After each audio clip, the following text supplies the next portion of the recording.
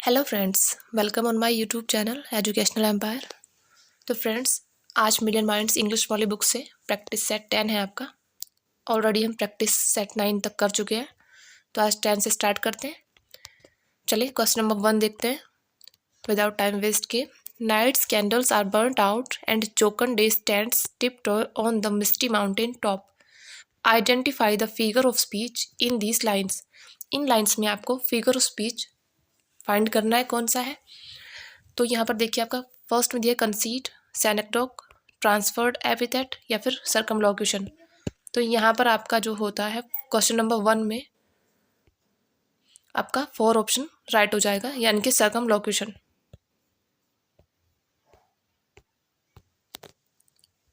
देखिए सर्कमलोक्यूशन क्या होता है। The use of too many words to express something long और कॉम्प्लिकेटेड और इनडायरेक्ट वे ऑफ स्पीकिंग और राइटिंग। मीन्स किसी चीज़ को घुमा फिरा कर बोलना, उसको बोलते हैं आप सर्कमलोक्यूशन। जैसे कि यहाँ पर बोला गया है, night candles are burned out and jocund day stands tiptoe on the misty mountain top. Okay, तो यहाँ पर आपका डी ऑप्शन जो है बिल्कुल करेक्ट हो जाएगा। क्वेश्चन नंबर 2 देखते हैं। It is a technique in or passage of rhetoric in which a series of phrases or sentences is arranged in increasing order of forcefulness. This is the definition of. ये definition आपको बतानी है कि किस कौन सी है, किसकी है। एंटी क्लाइमैक्स, कंसीट, क्लाइमैक्स या फिर लिटोटेस। तो आपकी क्वेश्चन नंबर 2 में जो ये डेफिनेशन आपको दी गई है, ये है आपकी क्लाइमैक्स की डेफिनेशन। क्योंकि यहाँ पर जो क्लाइमैक्स होता है वो एक टेक्निक होती है, पैसेज ऑफ रियोटोरिक, जिसमें एक सीरीज़ को या फ्रेजेस या सेंटेंस की एक सीरीज़ को इंक्रीजिंग ऑर्डर में अरेंज किया जाता है, उस पर दबाव देकर। ओके, और वो क्लाइमैक्स पर पहुँच जाती है। ठीक है, तो इसको बोलते हैं क्लाइमैक्स। क्वेश्चन नंबर 3 देखिए, यहाँ पर करेक्ट स्पेलिंग आपको चूज़ करनी है। देखिए यहाँ पर एक कॉन्स्पिक्यूस दिया है आपको, कॉन्टिगियस, कॉन्शियस या और कॉन्टिन्यूस। तो यहाँ पर आपका 4th में आपकी सिर्फ ए वाली जो स्पेलिंग है वो आपकी बिल्कुल करेक्ट है, बाकी आपकी सारी रॉन्ग है। देखिए कॉन्टेगियस में आपका देखिए यहाँ पर CONTE नहीं, आपका ए आएगा ई की जगह यहाँ पर, तो आपका राइट हो जाएगा। और इसको बोलते हैं आप संक्रामक रोग। कॉन्टेगियस को बोलते हैं संक्रामक रोग। ओके, यहाँ पे आपका कॉन्शियस, कॉन्शियस की स्पेलिंग भी आपकी बिल्कुल गलत है। ये आपकी राइट ऑप्शन होगा, राइट स्पेलिंग होगी इसकी CONSCIOUS, कॉन्शियस। ये बोलते हैं जागरूक, जागरूक या सचेत। फिर आपका डी कॉन्टिन्यूअस, यहाँ पर ई हटा के आप आई यूज़ करेंगे, कॉन्टिन्यूअस हो जाएगा आपका। ओके, और कॉन्स्पिशियस बोलते हैं आप विशिष्ट, इसका मीन्स होता है विशिष्ट। ओके, क्वेश्चन नंबर 4 देखते हैं। गारंटी, गारंटी की आपको स्पेलिंग करेक्ट चूज़ करनी है, कौन सी होगी यहाँ पे। तो देखिए आपका बी ऑप्शन राइट हो जाएगा, गारंटी, GUARANTEE।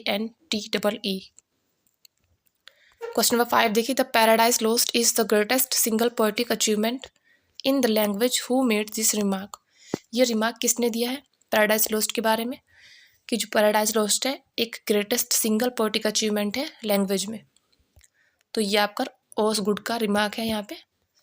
और पैराडाइज लॉस्ट आपका मिल्टन का लिखा गया एक एपिक है, और ब्लैंक वर्स में लिखा गया है ये एक। और पैराडाइज लॉस्ट आपका 1667 में आपका लिखा गया था, मीन्स पब्लिश हुआ था। क्वेश्चन नंबर 6 देखते हैं। How many spirits have been invoked in the Paradise Lost. Paradise Lost में कितनी स्पिरिट्स को इन्वोक किया गया है, कितनी को मतलब आह्वान दिया गया था। तो देखिए यहाँ पर 4 जो स्पिरिट्स थी उनको इन्वोक किया गया था इसमें मिल्टन के द्वारा। ओके, 4 स्पिरिट्स थी वो। Question number 7, the proper word for a group of walls is. Walls जो होते हैं भेड़िए, उनके ग्रुप के लिए एक प्रॉपर वर्ड जो होता है वो क्या होता है, हर्ड, पैक, फ्लॉक या फिर बंच। तो यहाँ पर आपका जो करेक्ट होगा आपका वो होगा बी, यानी कि पैक, पैक ऑफ वॉल्व्स, यानी कि भेड़ियों का ग्रुप या समूह। क्वेश्चन नंबर 8 देखिए। The specific word for the loud noise made by A monkey is. एक स्पेसिफिक वर्ड बताना है जो मंकी के द्वारा एक शोर मचाया जाता है, मतलब मंकी जो आवाज़ करता है उसको क्या बोलते हैं, उसके लिए क्या वर्ड यूज़ करते हैं हम, वो बताना है आपको यहाँ पर। तो यहाँ पर राइट ऑप्शन होगा आपका ए, चैटर। 9 देखिए, the masculine form of nun is. Nun की एक मैस्कुलाइन फॉर्म बतानी है आपको, क्या होती है? मॉन्क, प्रिस्ट, गॉड या फादर। तो जो नन होती है इसका जो मैस्कुलाइन फॉर्म होगी वो होगी आपकी मॉन्क, और नन जो है वो फेमिनाइन फॉर्म है इसकी, यानी कि जो साध्वी स्त्री होती है उसको नन बोलते हैं और साधु को आप मॉन्क बोलते हैं। क्वेश्चन नंबर 10 देखिए, इन 1599 a collection of verse with Shakespeare's name on the title page appeared. Identify the title. 1599 में एक वर्स का कलेक्शन आया था शेक्सपियर के नेम के साथ, और उसका टाइटल पेज अपीयर हुआ था, तो उसको टाइटल को आपको आइडेंटिफाई करना है क्या था वो। तो यहाँ पर देखिए 10 में राइट ऑप्शन आपका हो जाएगा ए, ये था आपका द पैशनेट पिलग्रिम। 11 देखिए, he liked my suggestion, change into complex sentence. Complex में इसको चेंज करना है, ही लाइक्ड माई सजेशन। तो देखिए यहाँ करेक्ट ऑप्शन आपका, सीधा आंसर पर चलते हैं हम, ऑप्शन नंबर बी हो जाएगा, he liked what I suggested. Okay, बाकी आपका कोई भी सेंटेंस राइट नहीं है इसमें, बी ऑप्शन आपका करेक्ट हो जाएगा। क्वेश्चन नंबर 12 देखिए, being ill he did not appear for the examination. बीमार होने के कारण वो एग्जामिनेशन में नहीं आ पाया। इसको करना है आपको कंपाउंड में चेंज। ओके, तो क्वेश्चन नंबर 12 में आपका इस कंपाउंड में चेंज होकर आपका हो जाएगा ये, he was ill and did not appear for the examination. वह बीमार था और एग्जामिनेशन में नहीं आ पाया।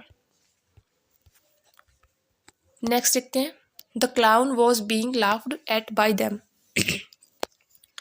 तो यहाँ पर इसको पैसिव वॉइस में इसको एक्टिव और पैसिव दिए गए हैं आपको। पैसिव में दिया गया सेंटेंस है, इसको एक्टिव में आपको चेंज करना है, the clown was being laughed at by them. तो इसमें करेक्ट ऑप्शन हो जाएगा आपका B, they were laughing at the clown. वो जो क्लाउन होता है, मतलब जो जोकर होता है, उस पर हंस रहे थे, और इसका ये एक्टिव फॉर्म है और यहाँ पर आपको पैसिव फॉर्म में दिया गया सेंटेंस है। क्वेश्चन नंबर 14 देखते हैं, name the theatres in which Shakespeare shares. उस थिएटर का नेम आपको बताना है जिसमें शेक्सपियर के शेयर्स थे। कौन कौन से थे वो? Blackfriars, theatre Globe, sorry theatre court, the Globe या फिर द रोज। तो देखिए यहाँ पर जो थे, एक ब्लैक फ्रायर्स था जिसमें इनके शेयर्स थे, और एक ग्लोब था, यानी कि फर्स्ट और थर्ड आपका करेक्ट हो जाएगा 14 में। तो ऑप्शन नंबर 20 के अकॉर्डिंग आपका सुटेबल बैठेगा इसमें। ओके, नेक्स्ट वन देखते हैं, the ploughman homeward plods his weary way, identify the figure of speech in this lines. इन लाइनों में आपको फिगर ऑफ स्पीच फाइंड करना है। The ploughman homeward plods his weary way. तो देखिए यहाँ पर क्वेश्चन नंबर 15 में आपका ए ऑप्शन करेक्ट हो जाएगा, ट्रांसफर्ड एपिथेट। इसके ट्रांसफर्ड एपिथेट क्या होता है? An adjective usually used to describe one thing is transferred to another.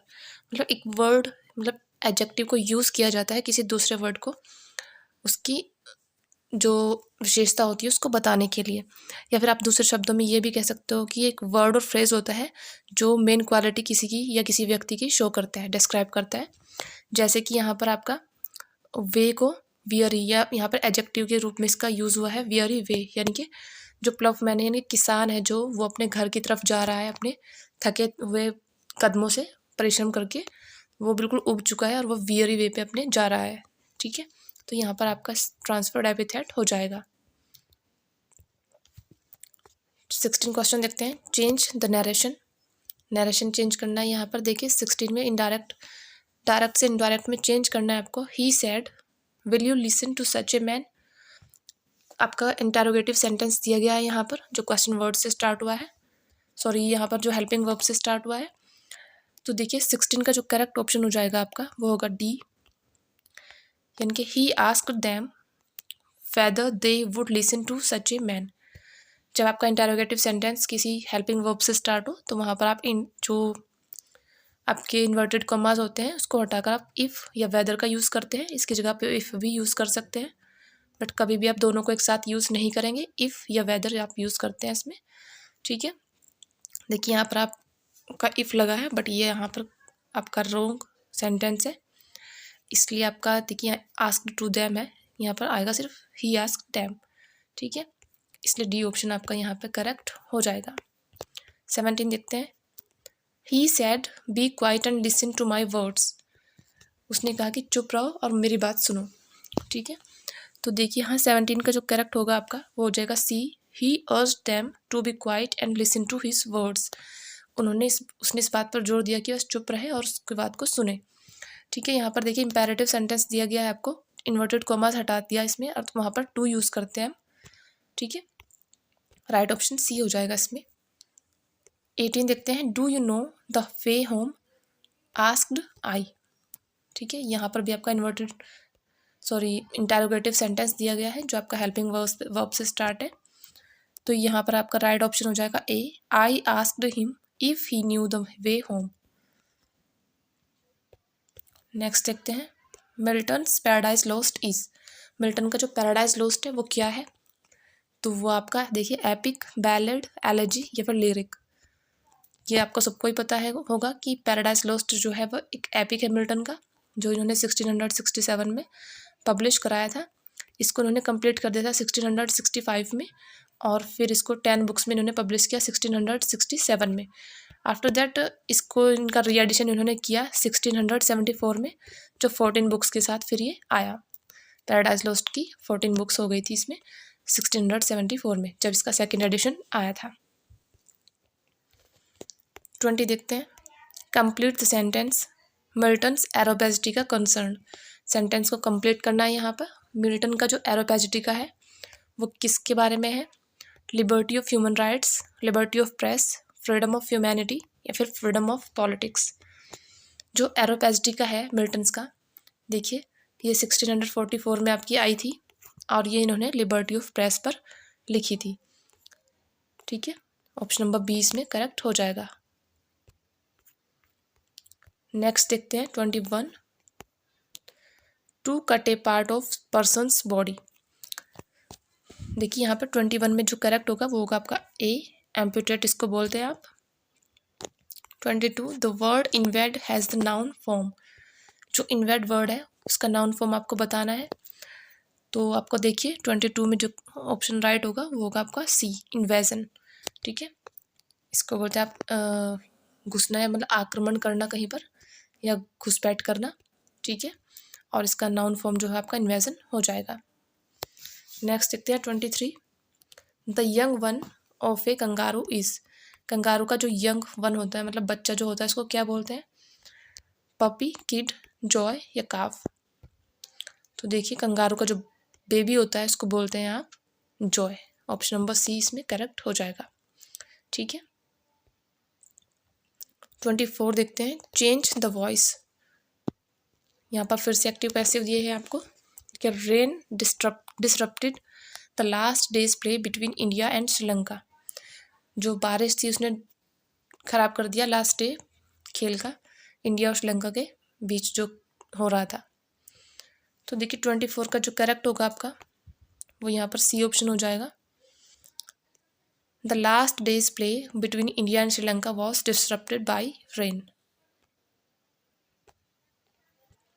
25 देखते हैं। The active of the letter was written in blood is, 25 में राइट हो जाएगा आपका C, she wrote the letter in blood. 26 देखते हैं। One who is filled with excessive and mistaken enthusiasm about his religion, one who is filled with excessive and mistaken enthusiasm about his religion, यानी कि एक ऐसा व्यक्ति जो बहुत ही ज़्यादा एक्सेसिव मतलब अति और मिस्टेकन एंथुसिज्म बहुत गलत उत्साह से भरा हुआ अपने रिलीजन के बारे में, अपने धर्म के बारे में, उसको क्या बोलते हैं, तो वो होता है फैनेटिक, ओके।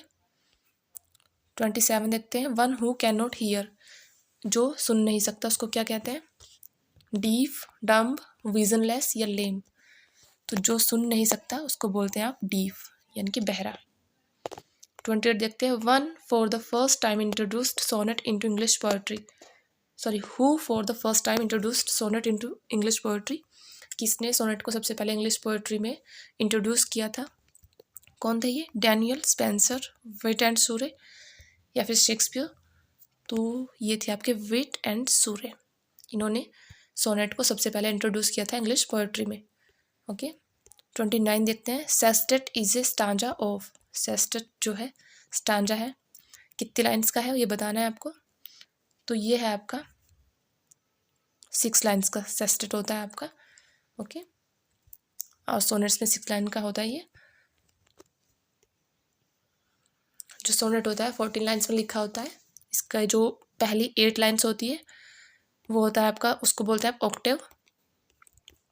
ऑक्टेव जो होता है वो आपका 8 लाइन्स का होता है, और सेस्टेट आपका 6 लाइन का होता है। ठीक है, 30 देखते हैं। Coleridge the rhyme of the ancient mariner is. जो कॉलरिज का rhyme of the ancient mariner है वो क्या है? Mock epic, ballad, mock ballad या फिर लिरिक। तो यहाँ पे करेक्ट हो जाएगा आपका बी, यानी कि एक बैलेड है ये एक, कॉलरिज का rhyme of the ancient mariner. Correct spelling choose करनी है फिर से पैसेंजर की। पैसेंजर मीन्स यात्री। ठीक है, और यहाँ पे करेक्ट स्पेलिंग जो होगी उसकी वो हो जाएगी PASSENGER, पैसेंजर। 32 देखते हैं। ट्रीचियस। ट्रीचियस की करेक्ट होगी आपकी डी में, TREACHEROUS, ट्रीचियस। नेक्स्ट देखते हैं। It is the poet cry from the heart of joy of sorrow, fervour, exultation. It follows that since powerful feelings are of short duration, it as an artistic expression of emotions is short. This is the definition of। देखिए यहाँ पर एक ये definition दी गई है। ठीक है, ये आपको बतानी है किसकी डेफिनेशन है, एपिक की, सोनेट, बैलेड या फिर लिरिक। तो देखिए 33 में करेक्ट आपका हो जाएगा डी, ये लिरिक की डेफिनेशन आपको दी गई है। ए poet cry from the heart of Joy, जो मतलब खुशी से रोए, उसमें of sorrow, fervor, exaltation, and it follows that since powerful feelings are of short duration, मतलब short duration के लिए जो feelings होती है वो एक थोड़े समय के लिए आती है। ठीक है, ये एक लिरिक होता है, लिरिक के बारे में यहाँ पर बताया गया है। फिर आपका चेंज द नरेशन। देखिए, the swami said to the villager. जो स्वामी है उसने इस विलेजर से कहा, please bring me a glass of water, कृपया मुझे पानी का गिलास दीजिए। ठीक है, तो देखिए यहाँ पर प्लीज़ यूज़ हुआ है। ठीक है, इसके जब आप इन्वर्टेड कॉमास हटाएंगे इसमें, तो आपका जो सेंटेंस है उसमें आप टू यूज़ करेंगे इन्वर्टेड कॉमास को हटा के, और यहाँ पर प्लीज़ यूज़ हुआ है तो रिक्वेस्टेड इसमें आप यूज़ करेंगे। ठीक है, देखिए आप कौन से सेंटेंस में आपके रिक्वेस्टेड आया है। ठीक है, सेकंड और फोर्थ में आपके दिया गया है रिक्वेस्टेड। देखते हैं आप। तो स्वामी आपके 2 ऑप्शन तो ऑलरेडी एलिमिनेट हो चुके हैं इसमें से। सबसे पहले अगर आप ऑप्शंस को एलिमिनेट करना भी सीख जाए तो भी आपका इजी हो जाता है काफ़ी। ठीक है, आपका रिक्वेस्टेड दिया है 2 सेंटेंस में, इसमें और इसमें। ठीक है, तो देखिए अब, the swami requested to the villager to bring him a glass of water. तो देखिए यहाँ पर इसमें आपका टू नहीं यूज़ हुआ है, इसमें आपका टू यूज़ हुआ है, स्वामी रिक्वेस्टेड द विलेजर। ठीक है, तो आपका जो 34 क्वेश्चन है उसमें आपका बी ऑप्शन राइट हो जाएगा। The swami requested the villager to bring him a glass of water. 35 देखते हैं। Do you suppose you know better than your own father, jeered his mother angrily. ठीक है, तो 35 में जो करेक्ट ऑप्शन होगा वो होगा आपका B, his angry mother jeered and asked him if he supposed he knew better than his own father. Next देखते हैं। Which of the following forms does Satan not take. Satan ने इनमें से कौन सी फॉर्म नहीं ली थी? एंजल की, toad की, कॉर्मोरेंट की, या फिर ऑल ऑफ दीज फॉर्म्स, इनमें से कोई सी भी नहीं ली थी। तो देखिए 36 में डी ही ऑप्शन आपका करेक्ट होगा। इनमें से उसने कोई भी फॉर्म इसमें यूज़ नहीं की थी, किसी में भी कन्वर्ट नहीं हुआ था वो। नेक्स्ट देखिए। In each of the following choose the best option to complete the sentence. Sentence को कंप्लीट करने के लिए बेस्ट ऑप्शन को चूज करना है। 37 देखिए। Despite his best efforts to conceal his anger. तो देखिए 37 में जो करेक्ट होगा आपका वो हो जाएगा B, people came to know that he was annoyed. ठीक है,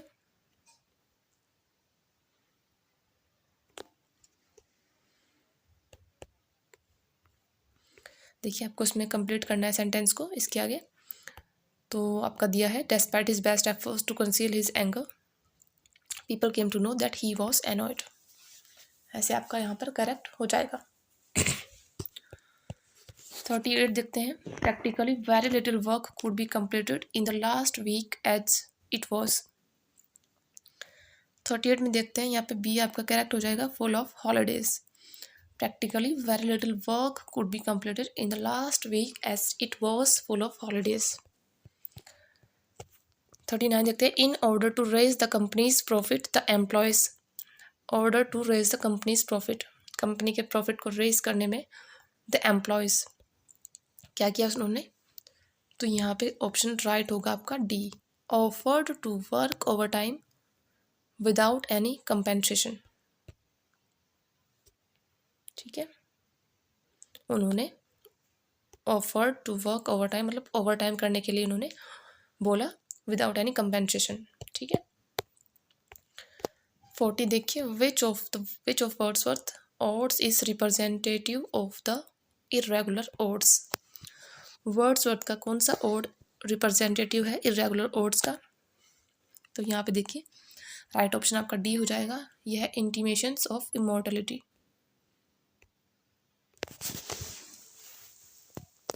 क्वेश्चन नंबर 41 देखते हैं। Find the synonym of the following words by choosing the correct option.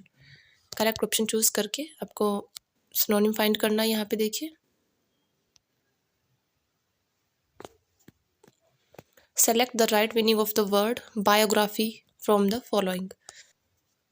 देखिए वर्ड दिया गया है यहाँ पे आपको बायोग्राफी। बायोग्राफी का आपको मीनिंग बताना है, क्या होता है बायोग्राफी।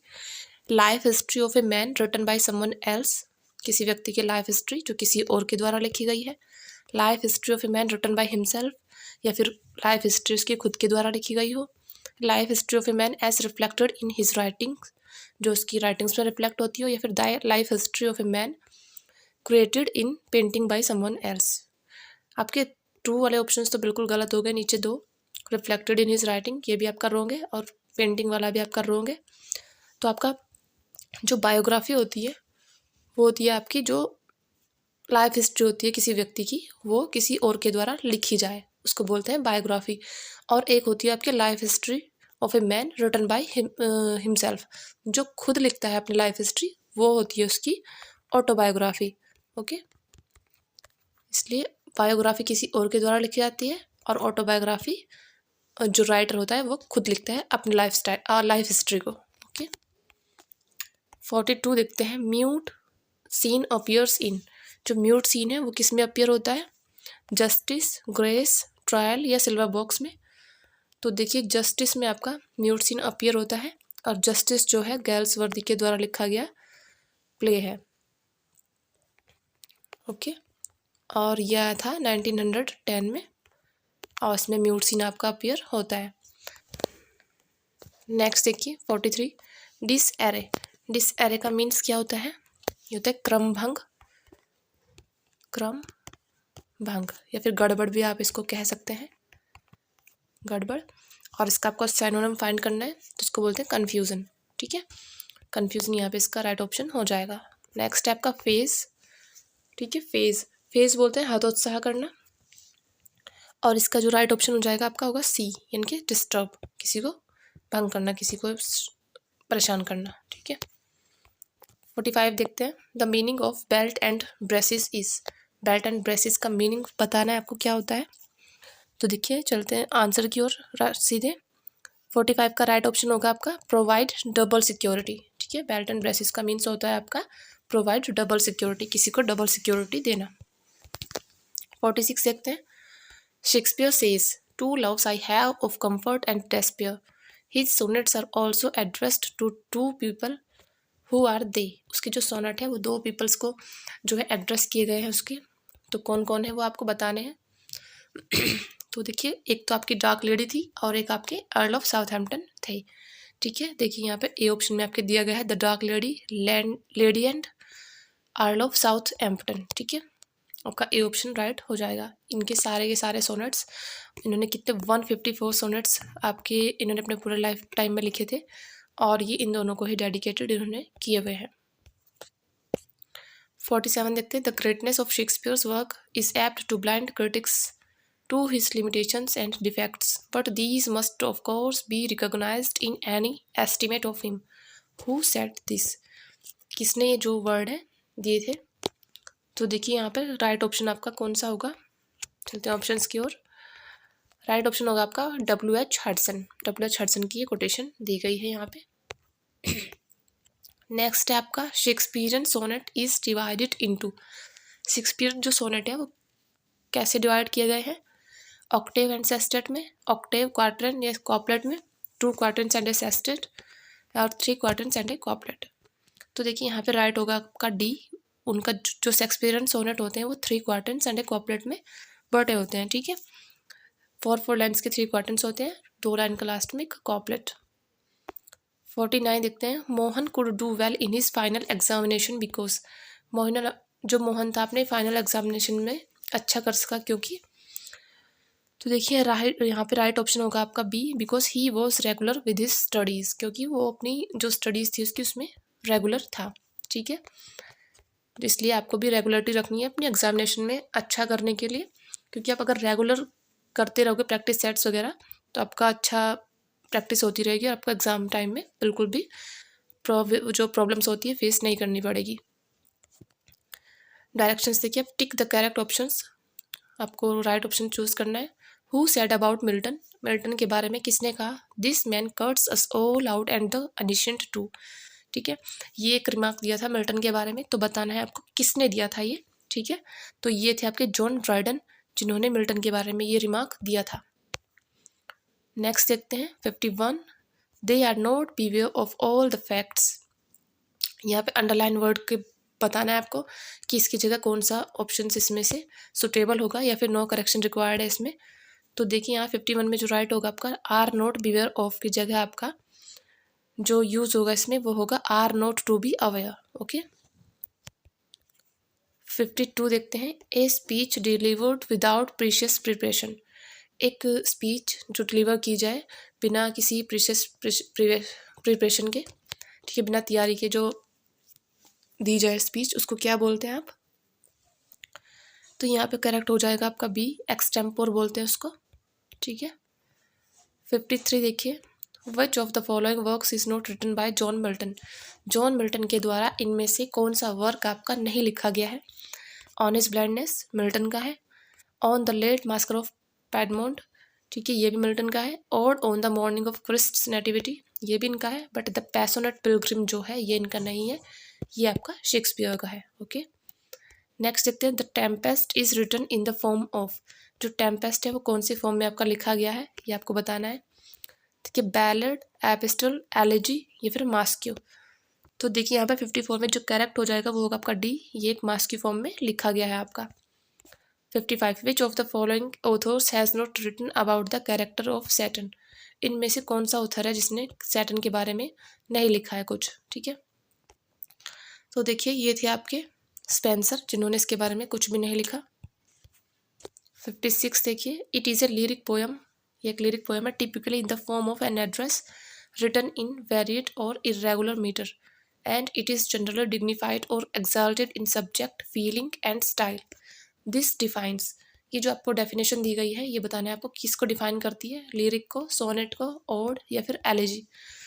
तो यहाँ पर जो डेफिनेशन दी गई वो आपको ओड को डिफाइन करती है, ठीक है। ओड की डेफिनेशन यहाँ पर दी गई है, ये एक लिरिक पोएम है, टिपिकली जो है एड्रेस फॉर्म में होती है ये। ओड जो होता है एड्रेस फॉर्म में होता है, किसी को एड्रेस किया होता है इसमें, और ये एक वेरिएट और इरेगुलर मीटर होता है इसमें, और ये जनरल डिग्निफाइड होता है और एग्जाल्टेड इन सब्जेक्ट, यानी कि ऊपर उठा हुआ होता है, बहुत अच्छा इसका सब्जेक्ट होता है।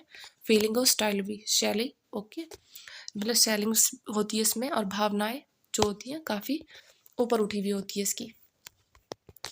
57, grace the progress of Poaceae is.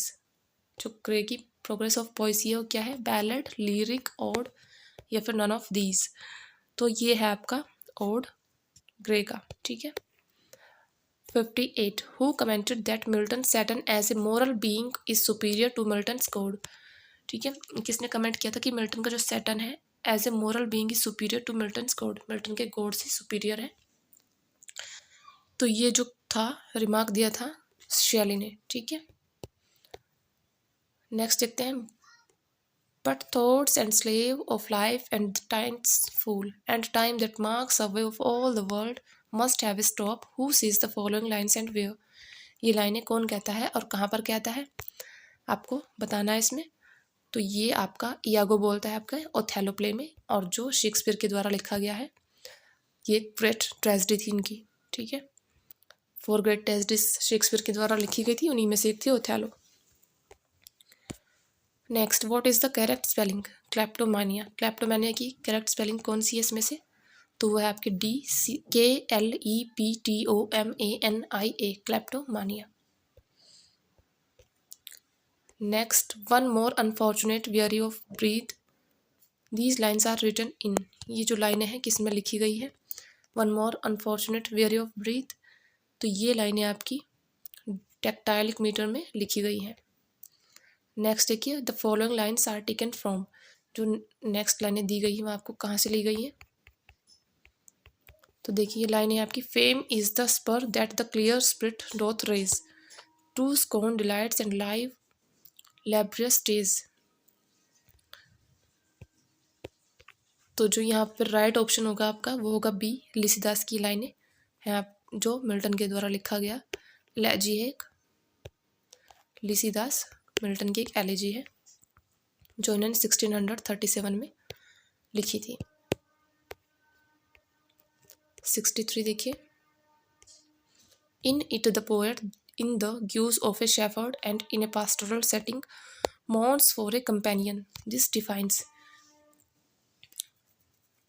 Shepherd के रूप में पास्टोरल सेटिंग या शेफर्ड के रूप में रोता है पोएट, ठीक है, अपने साथी के लिए। तो ये किसको डिफाइन करता है, यहाँ पर राइट ऑप्शन हो जाएगा आपका बी, एक पास्टोरल एलिजी को ये डिफाइन कर रहा है। यहाँ पे पास्टोरल एलिजी में जो एलिजी का बैकग्राउंड होता है उसमें एक शेफर्ड होता है जो अपने साथी, उसका दूसरा साथी होता है शेफर्ड ही, उसकी डेथ पर विलाप करता है, रोता है, और पूरी की पूरी सेटिंग इसकी पास्टोरल होती है, ठीक है। उसको पास्टोरल एलिजी कहते हैं। नेक्स्ट देखते हैं, Wordsworth immortality ode and the Tintern Abbey are two of the finest example of. Wordsworth के जो ओड इमॉर्टलिटी ओड है तो उनका, और एक टिंटन एबी, ये एक फाइनेस्ट एग्जाम्पल है किसके, ये बताना है आपको। Reflective poetry, narrative poetry, didactic poetry या फिर सटायरिकल पोएट्री। तो यहाँ पर राइट ऑप्शन आपका ए हो जाएगा, रिफ्लेक्टिव पोएट्री के एग्जाम्पल्स हैं दोनों के दोनों। Next, who said that Milton's epic verse lacked earnest feeling was stiff and tortuous। तो यहाँ पे राइट ऑप्शन होगा आपका B, T S. Eliot. T S. Eliot ने ये कहा है। Next, for Wordsworth imagination is, Wordsworth की इमेजिनेशन के लिए है क्या, कंबाइनिंग पावर, क्रिएटिविटी फैकल्टी, या फिर बोथ ए एंड बी, या फिर नन ऑफ देम। तो यहाँ पर राइट ऑप्शन आपका हो जाएगा C, both A and B, combining power भी और क्रिएटिव फैकल्टी भी। नेक्स्ट देखते हैं, हु कंसीडर्ड, कौन मानता है कि rhyme is no necessary adjunct or true ornament of a poem or good verse, कि जो राइम होती है वो नेसेसरी एडजंक्ट नहीं है और ना ही ट्रू ऑर्नामेंट है, इनके अलंकार है किसी पोएम और गुड वर्स के लिए। किसने माना है ये, तो ये माना है आपके मिल्टन ने। ऑप्शन नंबर सी यहाँ पर करेक्ट हो जाएगा। नेक्स्ट देखते हैं, of the 4 option one is not part of Wordsworth views on poetry, identify the one which is not his view. यहाँ 4 ऑप्शंस में एक जो है वर्ड्सवर्थ के जो विचार थे पोएट्री पर उसका हिस्सा नहीं है, तो बताना है कौन सा नहीं है। 3 विचार उनके हैं पोएट्री के बारे में और एक नहीं है। तो यहाँ पर जो 68 का करेक्ट ऑप्शन होगा वो होगा आपका B, poetry should use morality and virtue as its main themes. ये वर्ड्सवर्थ का विचार नहीं था, ये उनका मानना नहीं था, तो ये ऑप्शन नंबर बी जो है करेक्ट हो जाएगा हमारा, ठीक है। बाकी poetry should be written in natural language, क्योंकि वो तो नेचुरल पोएट थे ही, ठीक है, ये भी उनका व्यू था पोएट्री पर। We poetry is the spontaneous overflow of powerful feelings, ये भी। और नेक्स्ट आपका poetry should offer access to the emotions content in memory, ये भी उनका व्यू था पोएट्री के बारे में। नेक्स्ट देखते हैं 69, who said I admire him but I love Shakespeare and about हुम। ये कौन कहता है और किसके बारे में कहता है कि आई एडमायर हिम, मैं उसकी प्रशंसा करता हूँ, बट आई लव शेक्सपियर, पर मैं शेक्सपियर को पसंद करता हूँ। तो ये जो वर्ड थे आपके ड्राइडन के थे जॉनसन के बारे में, ठीक है। ड्राइडन जॉनसन के बारे में बोलते हैं कि I admire Johnson but I love Shakespeare. Next है आपका the law is what it is a majestic edifice sheltering all of us each stone of which rests on another where does this lines appear. ये लाइनें आपकी appear होती हैं justice में। Next है war is war, who is the speaker. इसका speaker कौन है वॉर इज वॉर का? तो ये थे आपके एंथनी इन स्ट्राइफ में। और स्ट्राइफ जो है आपका गैल्सवर्दी के द्वारा लिखा गया एक प्ले है स्ट्राइफ, उसकी लाइन है वॉर इज वॉर, एंथनी बोलता है इसको। नेक्स्ट है farewell Othello's occupation gone, what does this cry signify. तो यहाँ पर राइट ऑप्शन आपका सी हो जाएगा, the British Parliament closed the theatre as 100 presidents came to power. Next देखते हैं Shakespeare always dash the three unities. Shakespeare always हमेशा ही करते थे द थ्री यूनाइटीज, क्या करते थे? यहाँ पर राइट ऑप्शन होगा आपका सी ऑफेंडेड, ठीक है। 74 the sleep walking scene is famous in which of Shakespeare's play. Sleep walking scene जो है कौन से शेक्सपियर के कौन से प्ले में फेमस है, ये आपको बताना है। तो ये मैकबेथ का सीन है स्लीप वॉकिंग, ठीक है, जब लेडी मैकबेथ अपनी नींद में चलती है।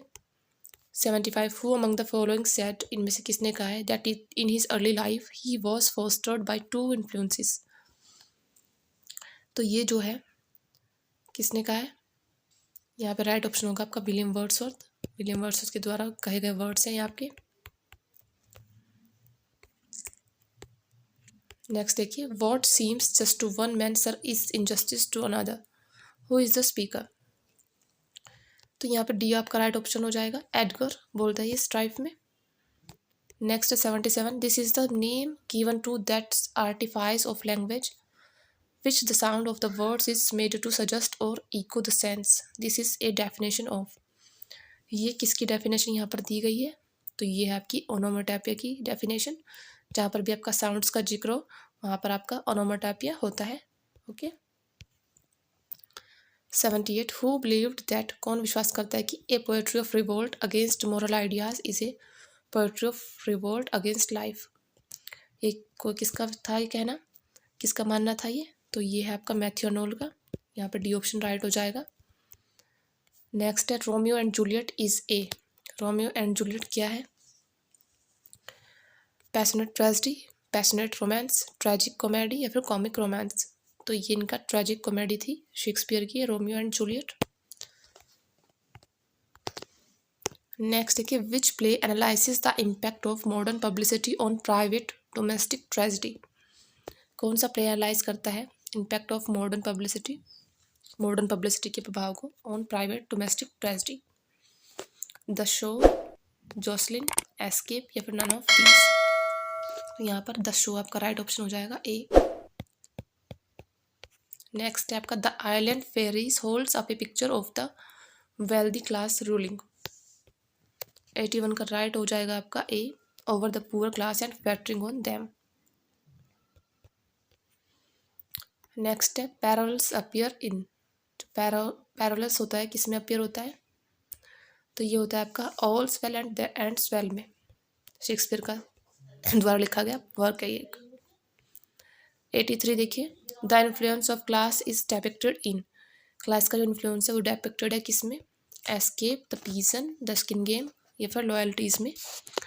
राइट ऑप्शन हो जाएगा ए, एस्केप, गैल्सवर्दी का वर्क है ये।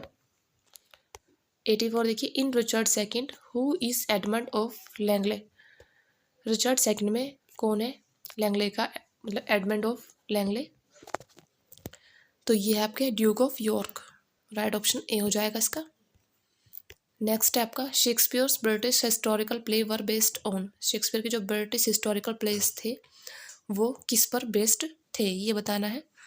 तो ये जो थे आपके हॉलिंशस क्रॉनिकल्स पर बेस्ड थे इनके सारे के सारे हिस्टोरिकल प्लेस जो थे।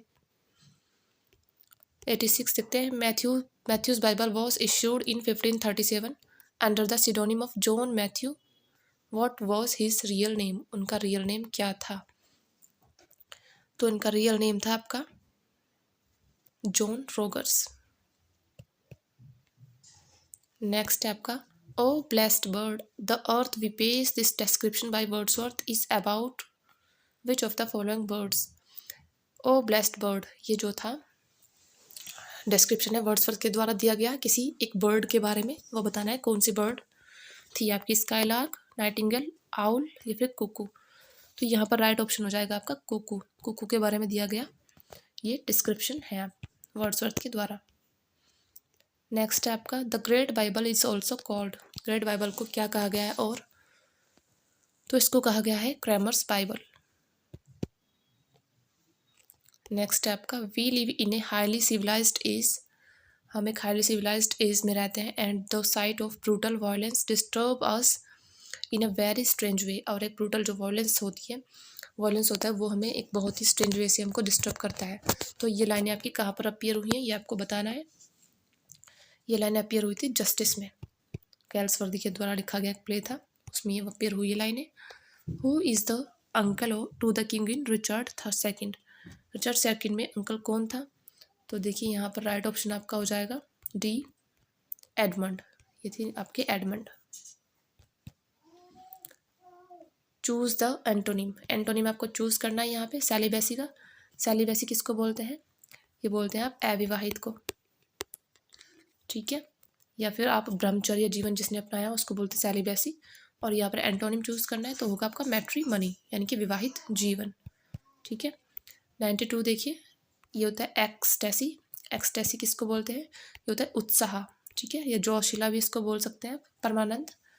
और इसका आपका एंटोनिम होगा यहाँ पर अगोनी, अगोनी बोलते हैं आपका किसी को जो होता है कष्ट वो, मतलब कष्ट को बोलते हैं आप एग्नी, ठीक है। एमिएबल होता है आपका मिलनसार किसी से, और एलिमेंट होता है जो ये बोलते हैं पुष्टिकर पदार्थ या फिर आहार और पोषण वाला भोजन जो होता है उसको। हैप्पीनेस तो आप बोलते हैं खुशी को, ये तो इसका सिनोनिम हो जाएगा, बट यहाँ आपको एंटोनिम चूज करना था तो वो होता है अगनी कष्ट। नेक्स्ट है आपका 93 में एक्सोनरेट, एक्सोनरेट बोलते हैं निर्दोष ठहराना किसी को या फिर आरोप मुक्त करना। जस्टिफाई इसके बोल सकते हैं इंग्लिश में, और डिसमिस भी इसका एक सिनोनिम होता है, बट यहाँ पर आपको एंटोनिम चूज करना है तो वो होगा आपका accuse, option number B right हो जाएगा यहाँ पे, ठीक है। एब्डिकेट, एब्डिकेट बोलते हैं त्याग देना, ठीक है, त्याग देना या फिर स्वेच्छा से छोड़ देना। और अफेक्ट होता है प्रभाव डालना किसी चीज़ पर। और अक्लेम तो जो होता है वो आप कमेंट सेक्शन में हमको बताएंगे क्या होता है अक्लेम का मीन्स। नेक्स्ट है आपका choose the correct option after punctuating the following sentence, sentence को पंक्चुएट करने के बाद फॉलो करना है कौन सा राइट ऑप्शन हो जाएगा। So far from science being irreligious, as many think it is the neglect of science that is irreligious, it is the refusal to study the surrounding creations that is irreligious। इस sentence को आपको punctuate करना है, तो यहाँ पर जो right option होगा आपका 94 में वो हो जाएगा आपका डी। देखिए यहाँ पर so far from science being irreligious, इसके बाद कोमा आया आपका, फिर यहाँ पर मैनी थिंक के बाद कोमा लगाया इन्होंने, ठीक है, और देखिए irreligious यहाँ पर आपका कोलन आया, and it is a refusal to study the surrounding creations that is religious, ठीक है। नेक्स्ट देखते हैं 95 I have no predilection dash cricket in fact I play tennis more than cricket. I have no predilection, ठीक है, यहाँ पर आएगा आपका 95 में जो है डी ऑप्शन आपका करेक्ट हो जाएगा, predilection for cricket in fact I play tennis more than cricket, ठीक है। 96 में देखिए we must find a pretext dash refusing the invitation. We must find मतलब हमको एक बहुत अच्छा बहाना चाहिए रिफ्यूजिंग द इन्विटेशन, किसी इन्विटेशन को रिफ्यूज़ करने के लिए यानी कि ठुकराने के लिए, तो यहाँ पर भी आपका फॉर यूज़ हो जाएगा इसमें, ठीक है, प्रिटेक्स्ट फॉर रिफ्यूजिंग। नेक्स्ट देखते हैं 97 hunger is the best relish dash food. Hunger जो है बेस्ट रलिश है यानी कि बहुत अच्छा स्वाद है, हंगर, फूड यहाँ पर डैश होगा आपका, फॉर इसमें यूज़ होगा, रलिश फॉर फूड। 97 में भी आपका फॉर ही यूज़ होगा। 98 देखिए, he felt remorse dash his misdeeds. ठीक है, यहाँ पर ही फेल्ट रिमोर्स, उसने बहुत दुखी फील किया, हिज मिसडीड्स, अपने मिसडीड्स, अपने बुरे कार्यों के लिए। तो यहाँ पर राइट होगा आपका डी, यहाँ पर भी फॉर आएगा, फॉर हिज मिसडीड्स। नेक्स्ट है आपका 99, the meaning of the idiom to keep one's shirt on. जो ईडियम दिया गया है to keep one's shirt on, इसका क्या मीनिंग है आपका? तो देखिए यहाँ पर राइट में होगा आपका टू कंट्रोल वंस टेम्पर। ठीक है, इनके अपने ही टेम्पर को कंट्रोल करना, अपने गुस्से को। नेक्स्ट है, what do you mean by on A shoe string. On A shoe string का मीनिंग क्या होता है आपका? तो ये होगा आपका ऑन ए स्मॉल बजट। ठीक है, जल्दी चलते, अदरवाइज आपकी वीडियो जो है बहुत लंबी हो जाएगी अगर हम सबको आपका डिस्कस करने लगे। जो ज़रूरी होता है उसको हम एक्सप्लेन कर देते हैं आपके लिए, बाकी आपका आंसर्स बता देते हैं। Why did you not through the bag away. ठीक है, यहाँ पे देखिए अंडरलाइन वर्ड जो दिया गया है, इसको आपको करेक्ट बताना है, कौन सा ऑप्शन इसमें से होगा। अगर नहीं है तो नो करेक्शन रिक्वायर्ड आप यूज़ करेंगे इसमें। देखिए, why did you not through the bag away, past indefinite का सेंटेंस है आपका, डिड यूज़ हुआ है और डिड के साथ आप कभी भी थर्ड फॉर्म यूज़ नहीं करते हैं, यहाँ पर आपका फर्स्ट फॉर्म यूज़ होगी। और जो इसमें दी गई है did you not throw. Next देखते हैं, what does the idiom cook the books mean. Cook the books means का ईडियम का मीनिंग क्या होता है? तो ये होता है आपका अल्टर रिकॉर्ड्स, यानी कि रिकॉर्ड्स में फेरबदल करना। राइट ऑप्शन हो जाएगा आपका बी। नेक्स्ट देखते हैं, एन ईडियम इज। ईडियम जो है इसकी डेफिनेशन यहाँ पर बतानी है आपको, कौन सी है? तो यहाँ पर राइट हो जाएगा आपका ऑप्शन नंबर सी, ए कॉमनली यूज्ड फ्रेज और expression with this meaning different from A literal translation. यानी कि एक कॉमनली यूज्ड फ्रेज होता है, जो एक सामान्य रूप से फ्रेज को यूज़ किया जाता है या एक्सप्रेशन को, और जिसका डिफरेंट मीनिंग होता है एक लिटरल ट्रांसलेशन से। ओके, उसको बोलते हैं आप इडियम। नेक्स्ट देखिए, Eliot uses the term objective correlative in his essays. Eliot use करता है टर्म ऑब्जेक्टिव कोरिलेटिव अपने एसेज में, कौन से में? ठीक है, ये बताना है। तो यहाँ पर राइट ऑप्शन आपका ए हो जाएगा, द मेटाफिजिकल पोएट्स। 104 का ऑप्शन हो जाएगा ए राइट। ओके, नेक्स्ट देखिए 105, all great literature is at bottom a criticism of life, this statement is attributed to. ये किसको स्टेटमेंट एट्रीब्यूट किया गया है? तो यहाँ पर राइट होगा आपका बी, मैथ्यू अर्नोल्ड को। नेक्स्ट है 106, modern English emerged from. Modern English जो है एमर्ज्ड है किसमें, किससे? तो ये होगा B, East Midland dialect. Next देखिए, risk taking is one of the traits of a good. Risk taking एक ट्रेड्स है, यानी कि गुण है किसका? तो ये है आपका लैंग्वेज लर्नर का। ठीक है, यहाँ पर लैंग्वेज लर्नर आपका राइट ऑप्शन हो जाएगा। नेक्स्ट देखिए 108, religious controversies in England during the 15th century led to the promotion of. Religious controversies जो थी इंग्लैंड में 15th सेंचुरी के दौरान, led to the promotion of, किसकी प्रमोशन की ओर ले गई? तो यहाँ पर राइट होगा आपका इंग्लिश प्रोज, इंग्लिश प्रोज की ओर ले गए। नेक्स्ट देखिए 109, in Paradise Lost book 9th, Paradise Lost की बुक 9th में मिल्टन लिखते हैं कि Adam was overcome with and so ate the forbidden fruit against his better knowledge. अपनी नॉलेज को होते हुए भी कि इस फॉरबिडन फ्रूट को नहीं खाना है, फिर भी उसको खा लेता है। ठीक है, किसके कारण? तो ये होता है आपका female charm. Option number A इसमें करेक्ट हो जाएगा, फीमेल चार्म के कारण उसको वो खा लेता है। नेक्स्ट देखिए, who among the following is not a surrealist poet. इनमें से कौन सा एक सूरियलिस्ट पोएट नहीं है? नोट पूछा इसमें। ओके, 3 हैं आपके, एक इसमें सूरियलिस्ट पोएट आपका नहीं है, तो वो है आपके C.J. लेविस। ओके, ये आपके सूरियलिस्ट पोएट नहीं थे।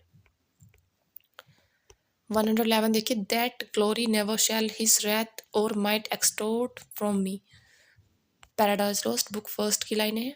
What glory is being referred to by Satan, कौन सी ग्लोरी को यहाँ पर सैटर्न के द्वारा जो है रेफर किया गया है। तो ये है आपकी the courage never to submit और यील्ड, जो करेज होता है वो कभी भी सबमिट नहीं किया जाता है और उस नहीं झुकता हो, ठीक है। 112 देखिए, the small child does what ever dash, तो यहाँ पर आपका 112 में राइट ऑप्शन हो जाएगा सी, यानी कि does. The small child does what ever does, यानी कि जो बच्चा छोटा बच्चा चाहता है वो वही करता भी है। 113 identify the correct group of play houses in late 16th century London from the following groups, play house के करेक्ट ग्रुप को आइडेंटिफाई करना है जो लेट 16th सेंचुरी में थे लंदन में, इस ग्रुप से, ठीक है। तो यहाँ पे करेक्ट ऑप्शन हो जाएगा आपका A, Curtain, Rose, Swan, Globe and Hope. I hope friends आपको वीडियो बहुत अच्छी लग रही होगी, पसंद आ रही होगी, तो प्लीज़ एक लाइक ज़रूर कर दें और अपने फ्रेंड्स के साथ वीडियोस को ज़रूर शेयर किया करें, इससे हमें आपका सपोर्ट मिलता है। और प्लीज़ चैनल को सब्सक्राइब जरूर कर लें जो लोग चैनल पर नए हैं, और बेल आइकन को प्रेस कर लें। कुछ लोगों का कंप्लेन थी कि अब हमें नोटिफिकेशंस नहीं मिलता है वीडियो का, तो आपको बेल आइकन प्रेस करके आपको नोटिफिकेशंस जो है मिलते रहते हैं, ठीक है। 114 देखिए, डायरेक्शंस दिए गए, find out the error if any, जो एरर है आपको फाइंड करने हैं यहाँ पे। चलिए, RBI is in favour of amending currently policies governing options of foreign banks in India, या फिर नो एरर। तो यहाँ पर देखिए आपका जो एरर होगा इसमें बी ऑप्शन में हो जाएगा आपका ऑफ अमेंडिंग करेंटली। तो करंटली की जगह आपको करंट यूज़ करना है यहाँ पे, क्योंकि आप जो है यहाँ पे हमें एडजेक्टिव की नहीं डिमांड है बिल्कुल भी, इसको एलवाई हम यहाँ पे इसका हटा देंगे और करंट यूज़ करेंगे, करंट पॉलिसीज, ओके। 115 देखते हैं, these recently upgraded branches offices have been fully computerised and are connected to headquarters to ensure proper monitoring and no error. तो देखिए 115 में जो सेंटेंस है आपका, यहाँ पर आपका सी ऑप्शन में जो है एरर है आपकी and are connected to headquarters. देखिए एंड के बाद आपका जो है आर नहीं चाहिए आपका यहाँ पे, only and connected to headquarters right होगा। 116 देखिए, the modern day life too mechanical and stressful, जो आजकल की जो मॉडर्न डे है उसकी लाइफ जो है टू मैकेनिकल एंड स्ट्रेसफुल है। तो 116 में आपका बी ऑप्शन में जो है एरर हो जाएगी, यहाँ पर आपकी जो है हेल्पिंग वर्ब नहीं दी गई है। 117 देखिए, the number of foreign tourist visiting India are increasing day by day during this tourist season, या फिर नो एरर। कौन से ऑप्शन में यहाँ पर एरर दिया गया है? तो देखिए आपका जो द नंबर ऑफ है इसके साथ आपका एक फॉर्मूला चलता है, द नंबर ऑफ के साथ आप plural noun plus singular verb use करते हैं, ठीक है। तो यहाँ पर देखिए प्लूरल नाउन तो आपका यूज़ हुआ है टूरिस्ट्स, बट आपका सिंगुलर वर्ब यहाँ पर यूज़ नहीं हुई है। तो यहाँ पर इसके आर की जगह आप इसको यूज़ करेंगे तो आपका सेंटेंस करेक्ट होगा। ऑप्शन नंबर बी में आपकी एरर दी गई है, ठीक है। द नंबर ऑफ के साथ एक होता है आपका द नंबर ऑफ, ठीक है। द नंबर ऑफ के साथ आपका क्या चलता है, ये आता है आपका plural noun plus singular verb, ठीक है। और जो आपका होता है एक ए नंबर ऑफ, ये आपको फॉर्मूला याद रखना है। ए नंबर ऑफ के साथ आपका जो है प्लूरल नाउन प्लस प्लूरल ही वर्ब आती है उसके साथ। ए नंबर ऑफ के साथ आपकी प्लूरल ही वर्ब आएगी, बट द नंबर ऑफ के साथ आपकी सिंगुलर वर्ब आएगी, और जो आपका नाउन होता है वो दोनों के साथ ही प्लूरल चलता है, ठीक है। आप नोट डाउन कर ले इसको कहीं पे तो आपको इजी रहेगा। 118 देखते हैं,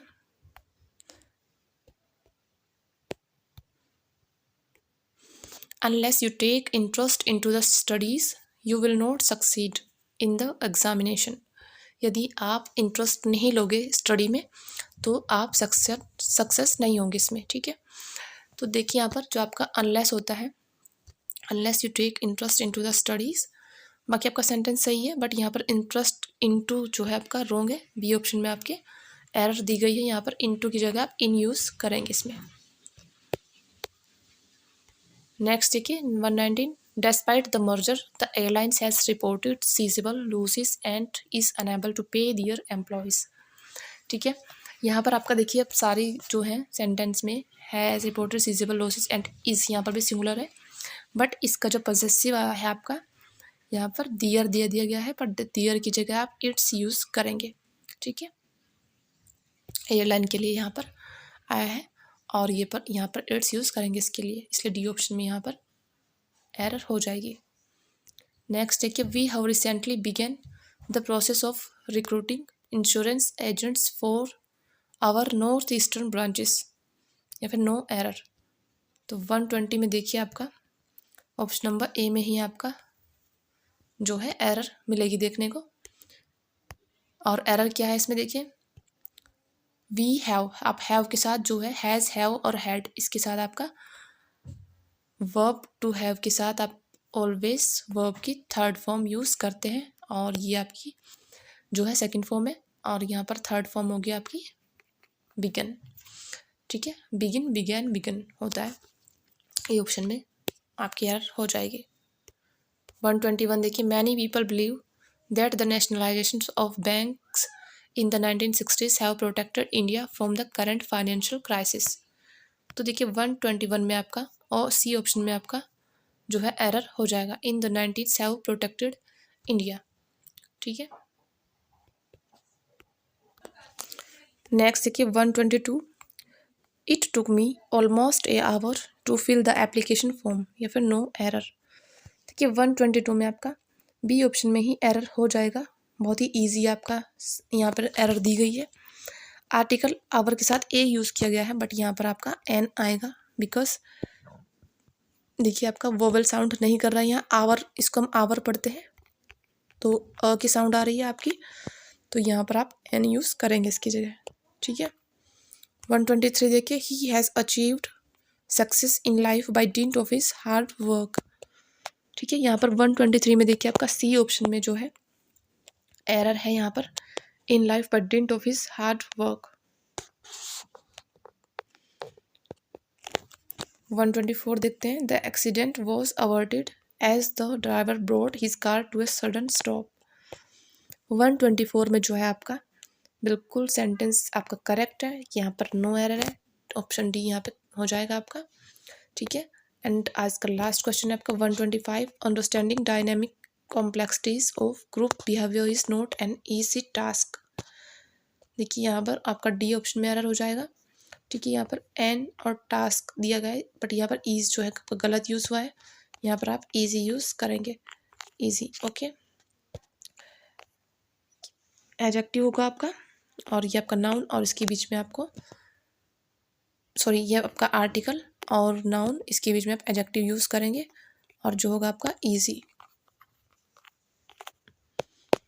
तो आई होप आपको आज की वीडियो पसंद आई होगी फ्रेंड्स, तो मिलते हैं नेक्स्ट प्रैक्टिस सेट के साथ आपको। ठीक है,